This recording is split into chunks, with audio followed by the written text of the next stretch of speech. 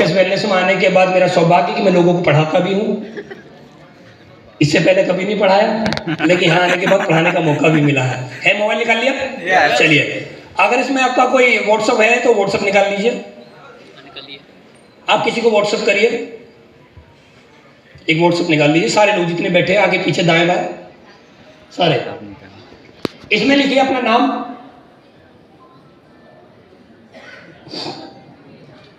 नाम लिखा? सारे लोगों ने लिखा? चलिए, बहुत बढ़िया।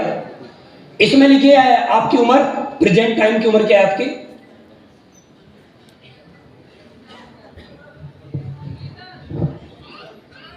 लिख लिया सारे लोगों ने? इसमें लिखिए आपकी एजुकेशन क्या है, आपके पास जो डिग्री, डिप्लोमा, कागज स्कूल से, कॉलेज से जो आपको मिले हुए हैं, वो लिख लिया? कि आपकी एजुकेशन क्या है, 10th है, 12th है, या उससे भी नीचे है, या ग्रेजुएट है, या कुछ भी है, जो भी है आपके पास, लिखा? ओके। अब इसमें एक चीज लिखिए, इसी डिग्री के दम पे अगर आपको नौकरी मिल जाए, इसी डिग्री के दम पे अगर आपको नौकरी मिल जाए तो पर मंथ क्या सैलरी आएगी, वो लिखिए। इसी डिग्री के दम पे, जिस डिग्री को आप लेके बैठे हैं, अपने घर पे डिग्री रखी होगी संदूक में, अलमारी में, जहां भी रखी होगी, और डिग्री के दम पे आपकी मंथली सैलरी क्या आ सकती है प्रेजेंट टाइम में?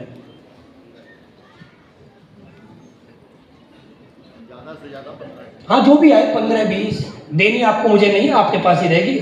लिखें आप, लिख लिया? चलिए, अब इसमें एक चीज और लिखें। एक आदमी जब जॉब करने के लिए जाता है किसी भी फैक्ट्री, किसी भी कंपनी के अंदर, तो लगभग ज्यादा से ज्यादा वो 60 साल तक की उम्र तक ही वो नौकरी कर पाता है। ऐसा मानते हैं आप? मानते हैं? लेकिन पहली बार आप ऐसे किसी शो में आए होंगे जहां पर एक आदमी आपको कुछ आपके जीवन के बारे में बता रहा है। बाकी मोटिवेशन में बात नहीं करूंगा, वो हमने टेंडर राजेश सर और बिजेंद्र सर को दिया हुआ है, ये टेंडर हमारा है सिखाने का। लिखा आपने? ठीक है। मान लो 60 साल की उम्र तक मेरी नौकरी करते हैं, मेरी उम्र प्रेजेंट टाइम में 30 साल है, तो मेरे पास जीवन के कितने साल बचे? मानते हो? आपकी उम्र 40 है तो 20 साल बचे, 50 है तो 10 साल बचे, 55 है तो गाड़ी रिजर्व में है, 5 साल बचे बस। रिजर्व में ही है ना बस, वो तो नहीं है जब बाइक में तेल खत्म हो जाता है रिजर्व में आ जाती है कि थोड़ी दूर पेट्रोल पंप है, तो रिजर्व में है। फिर अगर 55 गया तो 5 साल बचे बस जीवन में। उससे ऊपर हम कितना जिए वो अलग चीज है, लेकिन मैं एक लाइफ का एक चार्ट बताने की कोशिश करूंगा, आपको हो सकता है समझ में आ जाए। और आज तक जो हमारे आंखों पे एक पट्टी लगी हुई है कि हम जीवन में बहुत बड़ा कुछ कर जाएंगे, तो आज पता लग जाएगा। तो मान लेते हैं मेरी उम्र 30 साल है, उसके बाद 60 साल माइनस 30 बचा कितना? 30। अब मैं आपको अपना चार्ट बताना चाहता हूं, उससे आप अंदाजा लगा लेना। जब मैं इस कंपनी में आया था तो जब मुझे मेरे क्लाइंट ने मुझे प्लान दिखाया तो मैंने डायरी पेन लिया, मैंने उसमें लिखा मेरा नाम अनुज शर्मा है। मैंने लिखा क्या? मेरा नाम। अब आपका जो नाम है वो आपने लिखा।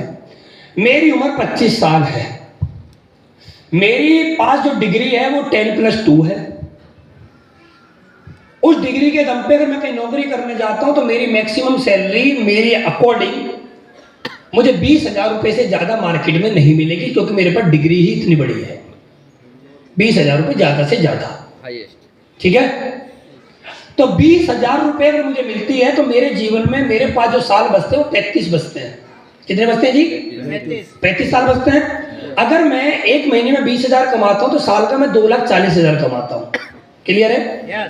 तो मैं टोटल हिसाब लगाया, मैं 35 साल में 84 लाख रुपए कमाता हूं। 35 साल गुणा 2,40,000, मैंने हिसाब लगाया मैं अपने पूरे जीवन में कितना कमाऊंगा? 84 लाख। थोड़ी और सैलरी बढ़ेगी बीच में, तो लमसम एक राउंड फिगर 1 करोड़ रुपए। कितना आया जी?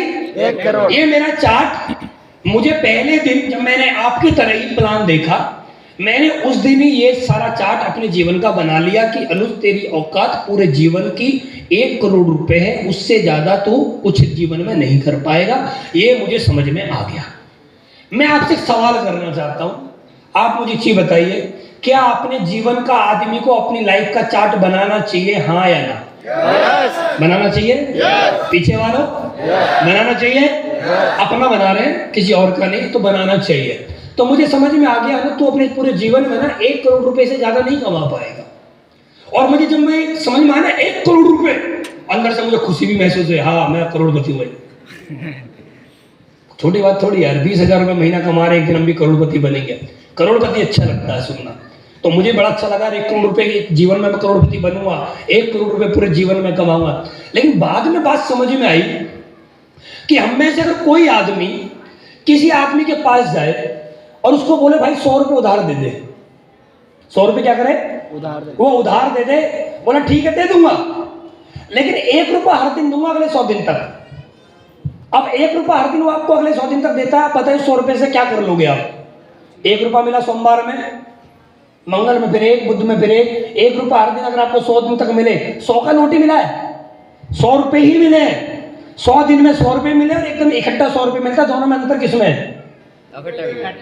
काम किससे चलता?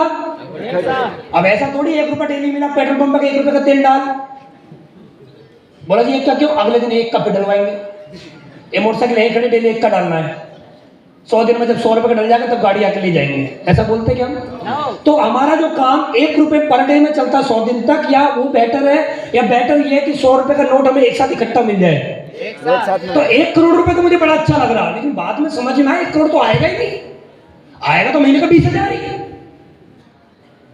1 करोड़ कहां आ रहा है? आ तो महीने का 20,000 रुपए रहा है। और मैंने देखा है अपने घर में, मैंने अपने पिताजी को देखा है, उनकी सरकारी नौकरी है, दिल्ली में बहुत अच्छे लेवल पर है, बहुत अच्छा दाम छापते हैं, महीने में तनख्वाह आती है, 4-5 दिन मजे की जिंदगी है, उसके बाद वही कोहराम जो हर घर में मचता है। वो आप मेरे से बेहतर आप जानते होंगे, क्योंकि मैंने नौकरी नहीं करी है, आप मेरे से बेहतर आप जानते होंगे कि अपने आदमी के जीवन में जब एक सैलरी आती है, 4 से 5 दिन तक उस सैलरी से कितने एंजॉय किए जाते हैं, और बाकी के जो 20 से 25 दिन होते हैं वो हमारे घर के क्या हालात होते हैं, वो आप मेरे से बेहतर समझते हैं, हाँ या ना? तो मुझे बात समझ में आई कि तेरे जीवन का जो चार्ट है ना वो 1 करोड़ रुपए बस। अब 1 करोड़ रुपए में ना तो तू अपनी पसंद का घर बनवा सकता, मानते हो? हाँ है ना? देखो सवाल जवाब कर रहे हैं हम, कर सकते हैं कि 1 करोड़ रुपए में हम घर? पीछे वालों 1 करोड़ रुपए में क्या घर आ सकता है? अच्छा घर आने को तो आ सकता है, ऐसा नहीं कि घर नहीं आएगा, घर आने को तो आ सकता है, 4-5 मेंबर हो, 30 गज 40 गज 50 गज के से जीवन चल जाएगा। जीवन चलाने की बात अलग है, मैं बात जीवन चलाने की नहीं कर रहा हूं यहाँ पर। जीवन चलाने के लिए तो मेरा ऐसा मानना पैसे भी ना कमाए तो भी चल जाएगा, मंदिर मस्जिद गुरुद्वारा जिंदाबाद क्या जरूरत है पैसे कमाने की? अगर आदमी को सिर्फ पेट भरने के लिए ही पैसा कमाना है, पेट भरने के लिए पैसा कमाना, तो मेरा ऐसा मानना पेट भरने के लिए आदमी को पैसा नहीं कमाना चाहिए, उसके लिए तो यार क्यों मेहनत करनी है? अगर पेट ही भरना है तो पेट भरने के लिए मेहनत थोड़ी की जाती है, बताइए आप। अगर आप खाली पेट भरने के लिए मेहनत कर रहे हैं तो आप तो गलत काम कर रहे हैं। पेट भरने के लिए मेहनत थोड़ी करनी है, पेट भरने के लिए क्या करना है? सुबह घर से निकलना है, देखना कहां भंडारा, वहां आइए लाओ रघुवे लड्डू, है ना, खीर पूरी साथ में पिन्नी पैक करवाओ, शाम के लिए काम आएगा। भाई पेट ही भरना है तो फिर ये करें, अगर पेट ही भरना है तो फिर ये आदमी मुझे कपड़े की जरूरत क्या है? किसी ने बोला कपड़ा पहन के आदमी जीवन जी सकता है? आदिवासी कैसे रहते थे? सबके बांध के रहते थे, है ना? समझ में आ रहा है? किसने बोला मकान की जरूरत है? टेंट रख के जीवन यापन होता है। रोटी कपड़ा मकान के लिए अगर आप जिंदगी जी रहे तो मेरे मानना गलत है। जीवन रोटी कपड़ा मकान के लिए नहीं है, जीवन मेरे पीछे जो मेरा परिवार है उसकी जरूरतों के लिए मुझे काम करना है, वो मेरा सपना होना चाहिए। अपना सपना क्या है वो मैटर नहीं करता है। आदमी अगर खाली अपना पेट भर के डकार ले, वो जीवन का मकसद नहीं होना चाहिए। मकसद क्या? मेरे पीछे मेरी वाइफ है, मेरे 2 बच्चे हैं, मेरे पीछे मेरे पिताजी है, मेरी मम्मी है, और मेरा कर्तव्य बनता है कि उनकी आंखों में कभी पैसे की वजह से आंसू ना आए। मेरा कर्तव्य बनता है कि कभी पैसे की वजह से मेरे बच्चों को स्कूल से ना निकाला जाए, पैसे की वजह से मेरी वाइफ को अगली करवा चौथ का इंतजार ना करना पड़े, पैसे की वजह से मेरे बच्चों को अपने दोस्त से जाके ये ना बोलना पड़े कि मेरे पापा से साइकिल मांगी थी और पापा ने बोला था 10वीं में अच्छे नंबर लेके आएगा तब दिलाऊंगा। क्योंकि हमारे घर का एक पेटेंट डायलॉग है, 10वीं में अच्छे नंबर आएंगे तेरे तो साइकिल आएगी। अब मुझे आज तक समझ में नहीं आया कि 10वीं के अच्छे नंबर से साइकिल का कौन सा मतलब है। क्या अच्छे नंबर आने से साइकिल में स्पीड से दौड़ती है? अच्छे नंबर आने से साइकिल का मतलब क्या है, अब तक मैं ये नहीं समझ पाया। अच्छे कपड़ों का मतलब ये क्या है कि तू पास हो जाएगा तुम तुझे कपड़े दिलवाएंगे, इसका मतलब तो हम तो बड़े गनगोत पीड़ा वाले आदमी हैं, बड़े मतलबी आदमी। फिर तो हम अपने घर में रिश्वत देते हैं। फिर तो अगर तू अच्छे नंबर लाया तो तेरे लिए ये सूटर बनेगा, तेरे लिए जर्सी आएगी, तेरे लिए जूते आएंगे। इसका मतलब क्या है? हम तो घर में रिश्वत दे रहे, घर में हम बिजनेस कर रहे हैं। अच्छे नंबर मतलब साइकिल, फेल हो गया साइकिल भी छीन ली जाएगी। अच्छे नंबर मतलब मोबाइल, फेल मोबाइल छीन लिया जाएगा। तो मैंने अपने आप से सवाल किया है, रोटी कपड़ा मकान मेरा मकसद नहीं है, मेरा मकसद कुछ और है।